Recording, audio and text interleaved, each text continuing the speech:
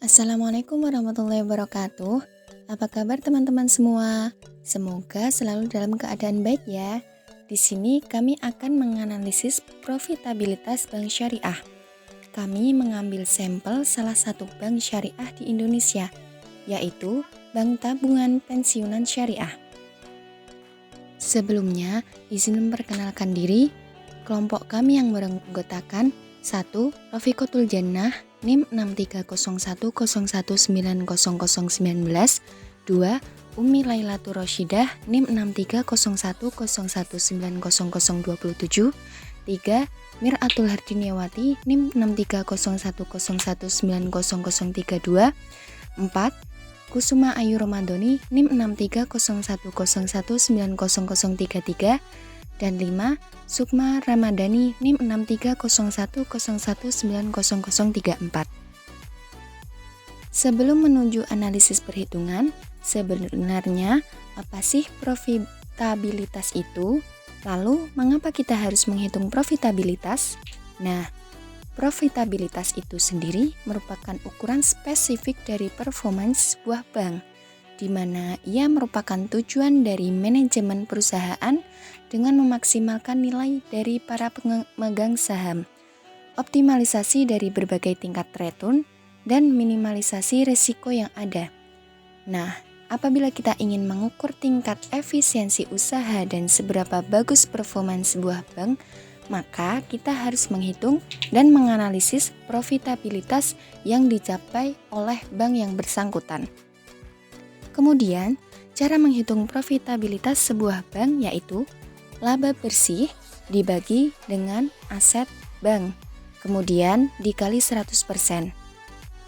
Langsung saja kita sajikan potongan laporan keuangan banknya ya teman-teman.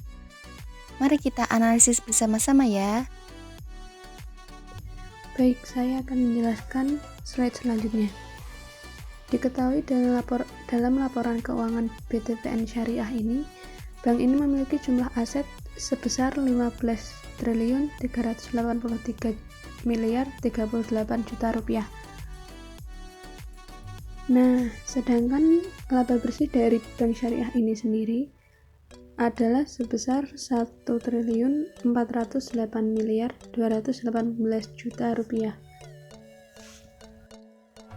Di slide selanjutnya, saya akan menjelaskan tentang cara menghitung profitabilitas bank syariah ini. Profitabilitas BTPN Syariah ialah dengan cara menghitung laba bersih dibagi dengan total aset, kemudian dikali 100%. Jadi, laba bersih perusahaan adalah sebesar 1.408.218 juta dibagi dengan aset sebesar 15.383.038 juta rupiah dikali dengan 100%. Hasil dari pembagian tersebut sebesar 0,0915 sekian dikali 100% sama dengan 9,1 yang dibulatkan menjadi 9,2%. Jadi dengan aset yang dimiliki Bank Tabungan Pensiunan Syariah sebesar 15.383.038 juta, profitabilitasnya mencapai 9,2%. Wah, cukup besar ya teman-teman. Kira-kira ada nggak ya yang tertarik bekerja di bank ini? Eits, tapi tunggu dulu. Belum tentu profitabilitas Bank Tabungan Pensiunan Syariah ini lebih unggul dari bank atau perusahaan lain loh teman-teman. Untuk membuktikannya, mari kita analisis profitabilitas bank atau perusahaan yang lain. Yang selanjutnya kita akan menganalisis profitabilitas dari Bank Mandiri tersebut. Dalam laporan keuangan Bank Mandiri diketahui total aset yaitu sebesar 1.346.246.335.000 rupiah.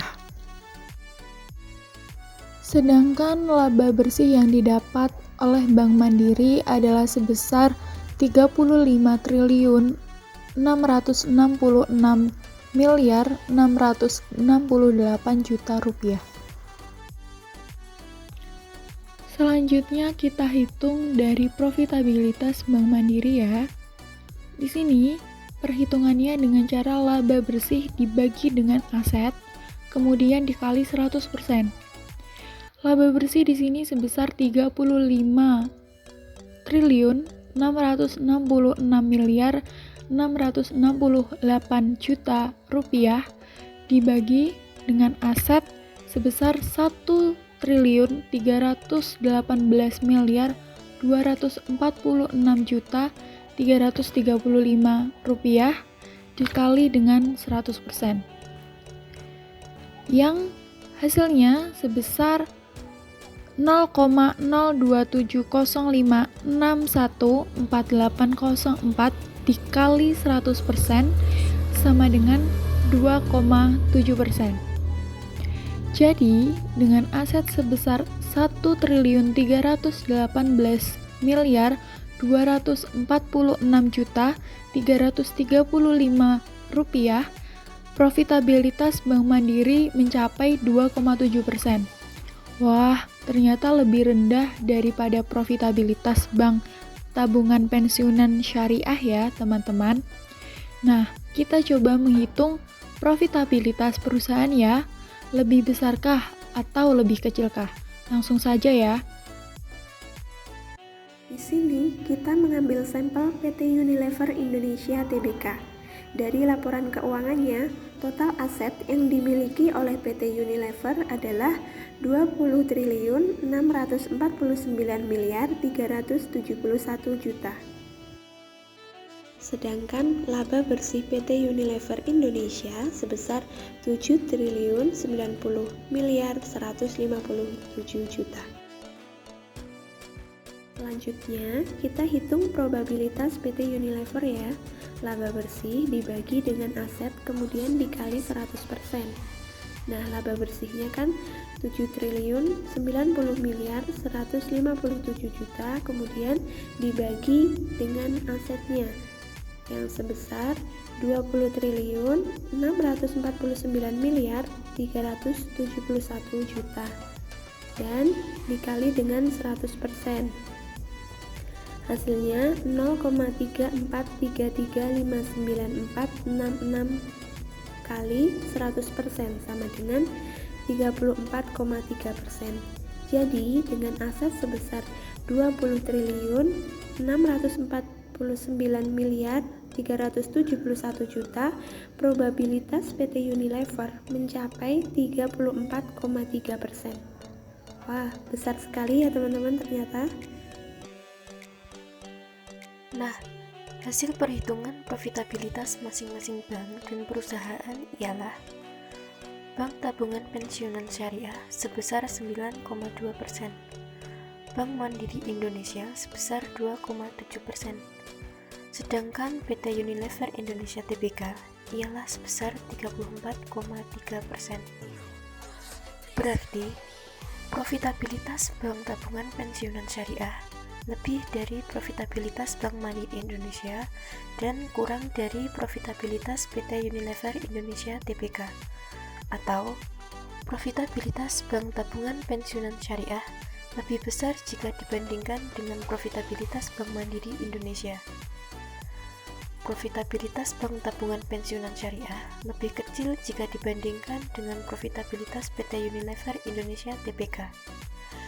Dan profitabilitas Bank Mandiri Indonesia pun juga jauh lebih kecil jika dibandingkan dengan PT Unilever Indonesia Tbk.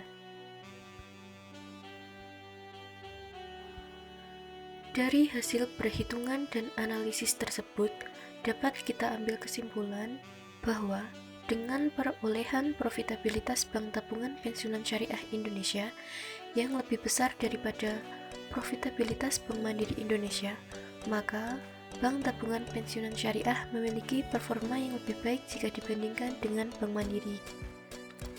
Kemudian, dengan perolehan profitabilitas Bank Tabungan Pensiunan Syariah Indonesia yang lebih kecil daripada PT Unilever Indonesia, maka Bank Tabungan Pensiunan Syariah memiliki performa yang kurang baik jika dibandingkan dengan PT Unilever Indonesia. Lalu, Dengan perolehan profitabilitas PT Unilever Indonesia Tbk yang lebih unggul dari Bank Tabungan Pensiunan Syariah dan Bank Mandiri Indonesia, maka PT Unilever Indonesia Tbk memiliki kapabilitas dan performa yang lebih baik dibandingkan dengan dua jenis bank tersebut, yaitu Bank Tabungan Pensiunan Syariah dan Bank Mandiri Indonesia dalam memperoleh keuntungan usaha dan peningkatan efisiensi. Kemudian yang terakhir, bahwa belum tentu bank atau perusahaan dengan aset yang lebih besar akan menghasilkan profitabilitas yang lebih besar pula jika dibandingkan dengan bank atau perusahaan yang memiliki aset lebih kecil. Kita ambil contoh Bank Mandiri dengan PT Unilever Indonesia. Sangat jelas bahwa aset yang dimiliki oleh Bank Mandiri Indonesia lebih besar daripada aset PT Unilever Indonesia. Namun nyatanya profitabilitas PT Unilever Indonesia jauh lebih besar dibandingkan dengan profitabilitas Bank Mandiri Indonesia.